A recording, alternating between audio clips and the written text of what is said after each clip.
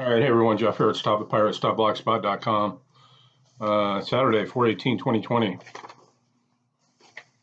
It's interesting now how they can just order you, isn't it? I mean, the gloves just came completely off, and people are still reeling, their heads are spinning, going, wait, what?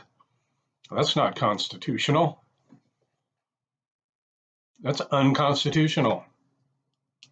I want you to look that word up in a law dictionary, unconstitutional, and tell me if it fucking means anything at all. It doesn't. In order to have a constitution, you have to have a constitutor. And if you look up a constitutor, it's one who signs their debt over to another person. That's what the Constitution was. That's why they endorsed it on the back like a check. It was an IOU.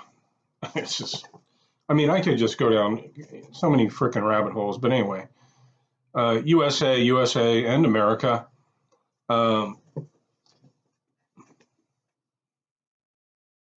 the United States declared itself a municipal corporation, it also created what is known as a cestui trust to function under by implementing the federal Constitution of 1871 and incorporating the previous United States Constitution of 1787 and 1791 as amended as bylaws.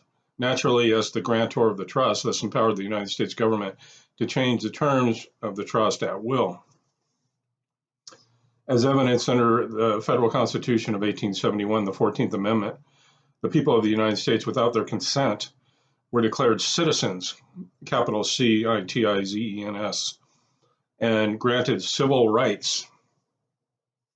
These so-called civil rights are nothing more than mere privileges which government licenses, regulates, and can reinterpret to suit its purposes at any time for any reason.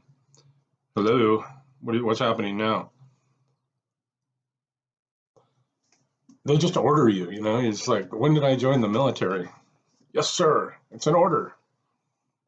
I mean, it's quite literally what it is. We're like privates in their little army.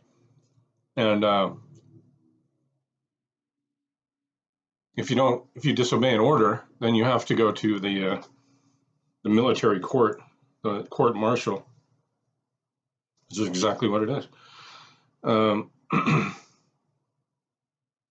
The federal corporate government also conveniently somehow forgot to disclose to the people that the term citizen, with which they made every living and breathing inhabitant a subject, was defined in law as a vessel engaged in commerce.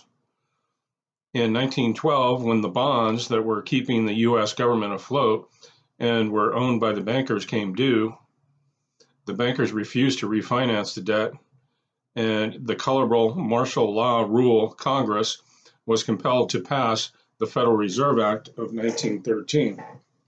This act surrendered constitutional authority to create, control, and manage the entire money supply of the United States to a handful of private, mostly foreign bankers.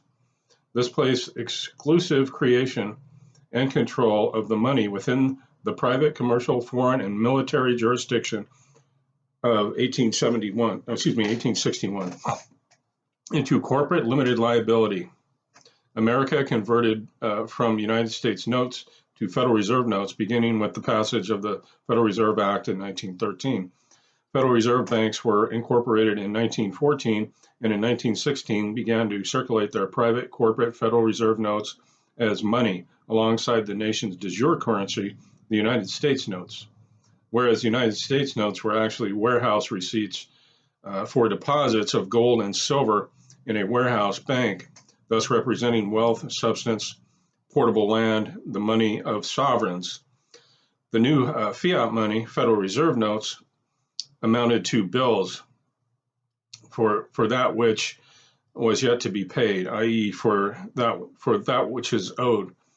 For the new benefit of being able to carry around the U.S. government debt instruments, Federal Reserve notes, in our wallets instead of gold certificates or silver certificates, we agreed to redeem the newly issued Federal Reserve notes in gold and also to pay interest for their use in gold only. Essentially, the Fed issued paper with pretty green ink on it, and we agreed to give them gold in exchange for the privilege of using it.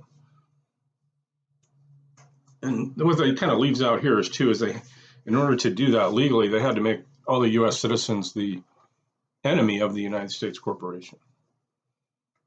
So legally, under letters of marque and seizure and capture, or whatever, they still do it today. It's asset forfeiture seizure. They can do that because we're the actual enemy of the government. This is a giant POW camp. And when you weren't born, I'm just going to leave that there, but this is why you want to file a UCC1 financing statement. Because just through normalcy bias, and this is how we've always done it, and nobody questions it, when you're born, you go to the hospital, which is a Masonic organization, the Knights Hospitallers. But you come out, it's all maritime admiralty. And so you're born and you're created in your mother's water.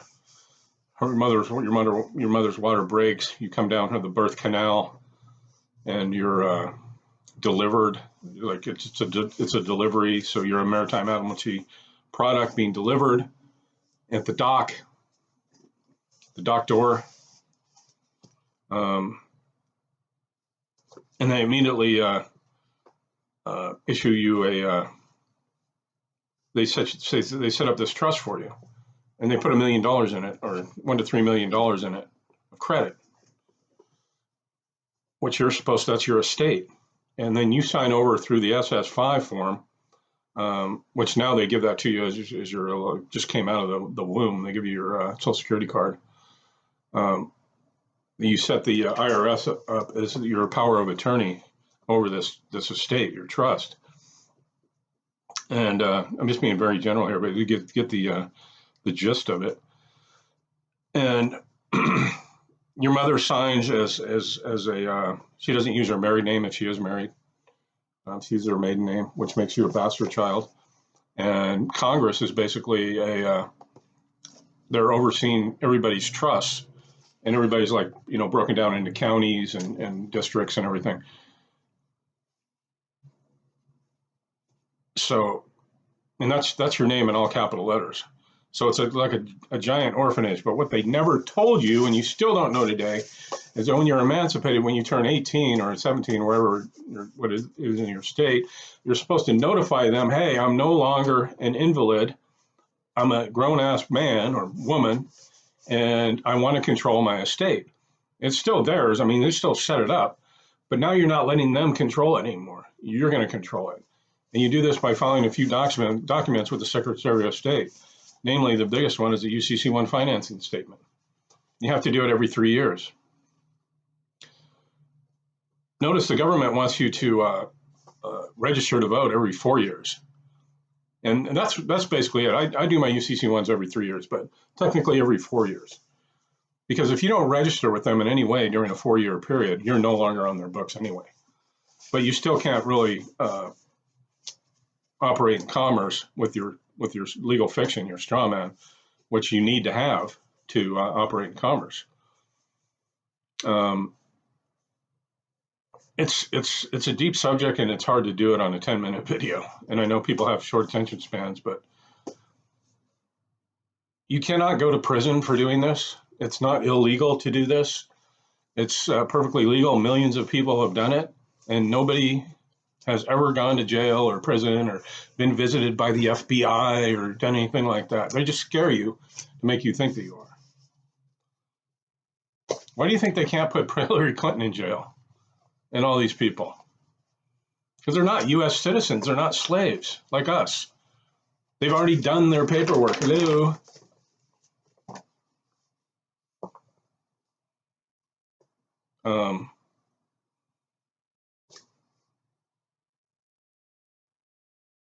Yeah, it's, I mean, these bankers are very crafty.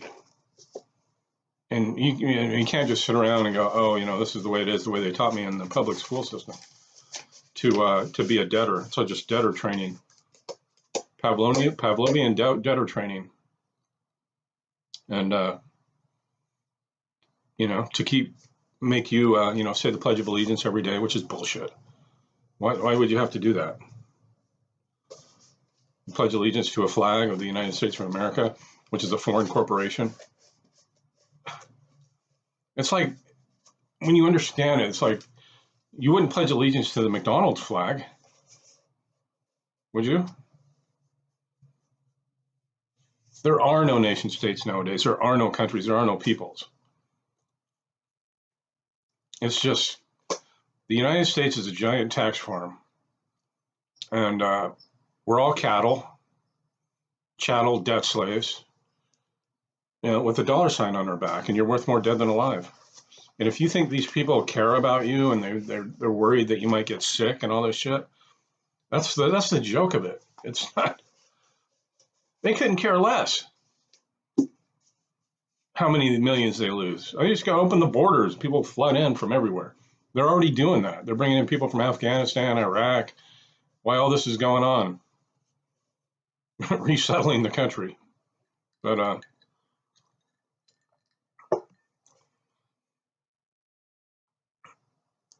if you're going to have a problem with your mortgage if you have one, unfortunately.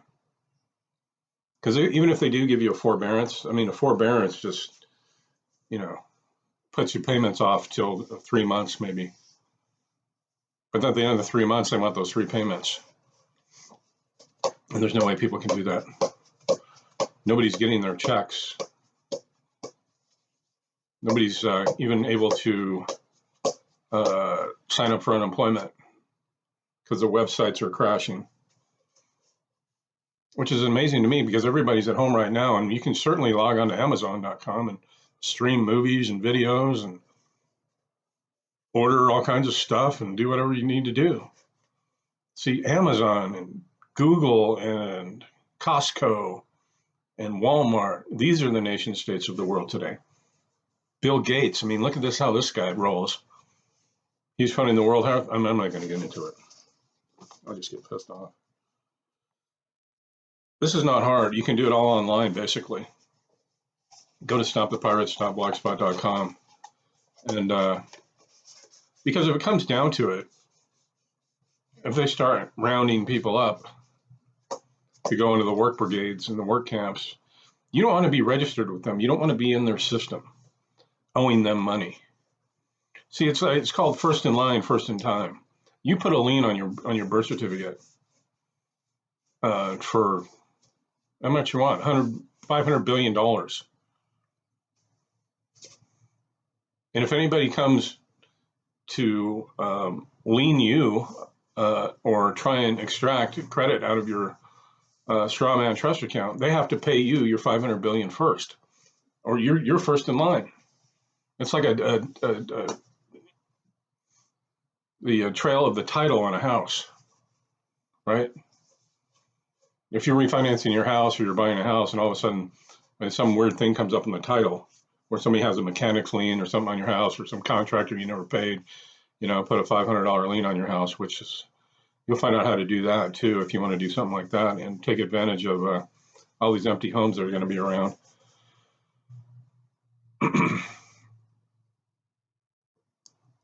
So anybody that has a lien, that person has to get paid, and you just go, oh, well, that's coming out of my cash back or whatever, but go ahead and pay it off. Anyway, I'll leave it there. It's getting long. Go to stopthepirates.blogspot.com. It's very important, especially now that you look into this information. Stopthepirates.blogspot.com. Please like, share, and subscribe. I never say that, but I would appreciate it. Thank you.